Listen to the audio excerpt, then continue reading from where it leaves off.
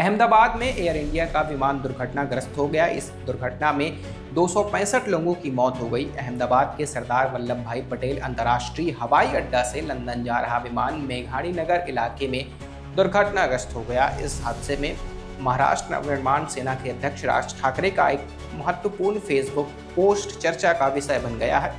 उन्होंने पोस्ट के जरिए सवाल उठाए हैं कि बोइंग के ड्रीमलाइनर को लेकर कई शिकायतें थीं, ऐसे में डीजीसीए ने कार्यवाही क्यों नहीं की। राज ठाकरे ने कई सबूत देकर बोइंग की ड्रीमलाइनर उड़ान सेवा पर सवाल भी उठाए हैं। राज ठाकरे ने कहा, हालांकि मुझे बहुत गहराई से विमान प्रौद्योगिकी के बारे में पता नहीं है, लेकिन मेरे पास पहले पढ़ने में कुछ चीज़ें थीं जिससे मेरे कुछ सवाल खड़े कर दिए। बोइंग के ड्रीमलाइन विमान को लेकर कई शिकायतें थीं। जापान एयरलाइंस के विमान में 2013 में पहली बार आग लगी थी। उसके बाद इस प्लेन में बहुत शिकायतें थीं। ऐसी तमाम जानकारियों के लिए देखते रहिए तहलका वार्ता।